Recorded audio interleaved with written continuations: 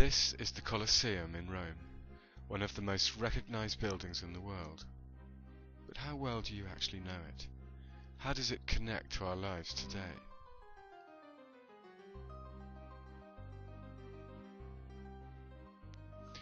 "2012 is the bicentenary of the publication of Byron's poem Childe Harold's Pilgrimage, which was first published in London in 1812, and which, almost overnight, turned Byron into a social and literary celebrity.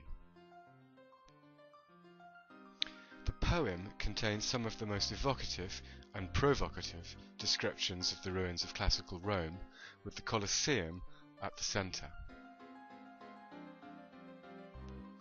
It invites us to consider the nature of empire, the patterns of history, and to confront the idea of decay inherent in all human achievement.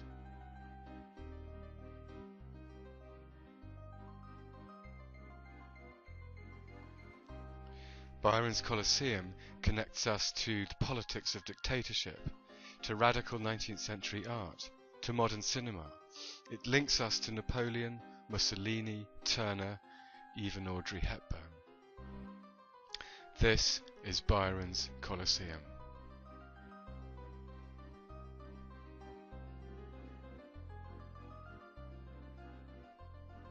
The Romans built many amphitheatres,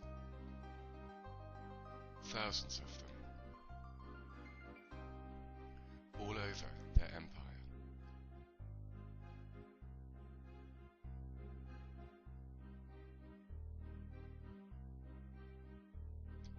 But there was only one Colosseum. What do you think? What do you feel?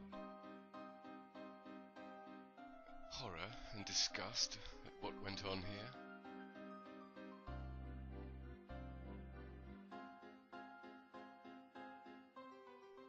Admiration for its sheer scale, for its design, for the engineering skills, the logistics and organisation needed to build something like this without modern machinery. There are still things the Romans did here which we can't quite explain. Or do you feel moral superiority which can acknowledge both horror and admiration, secure in the conviction that our society has developed better ways of mass entertainment?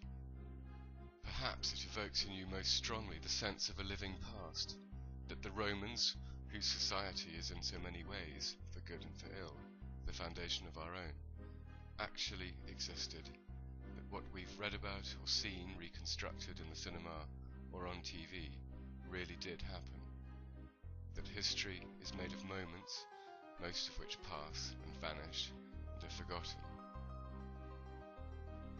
But some survive, in this case in architectural form, so powerfully and vividly that we can connect directly to the past. Feel that it is part of us, that we belong to it, are defined by it. The Colosseum is part of our inheritance. It is mighty, overbearing, or inspiring. It is not a comfortable place. We all look at life through filters, a set of assumptions which affect the way we feel or think, whether we are aware of them or not. This program wants to look at one of the most famous monuments in Rome through the eyes of one of the most famous English poets, Lord Byron. His assumptions, or the filters through which he viewed its massive, ruined arches, express a view which will lead us on a journey to Napoleon, to Turner,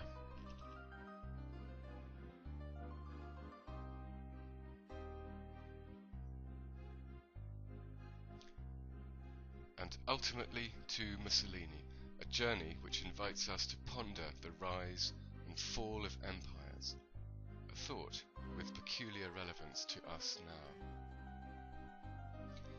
The Colosseum is vast. Although approximately a third of its bulk is missing, destroyed or collapsed, or carted away to be used for other building projects, it still dominates the centre of the historic city. It stands at the end of the ancient Forum, a complex of temples, banks, law courts, markets, along with the Senate House, from which the West's first truly global empire was administered, its legal, financial, political, and spiritual heart.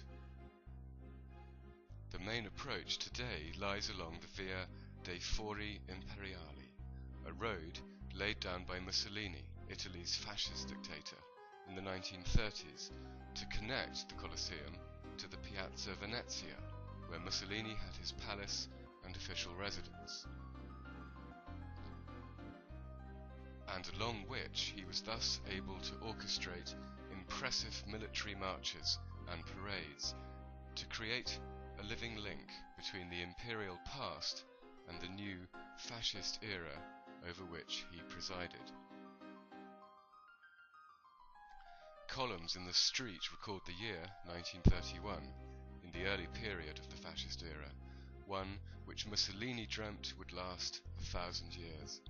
It lasted, in fact, only about 20.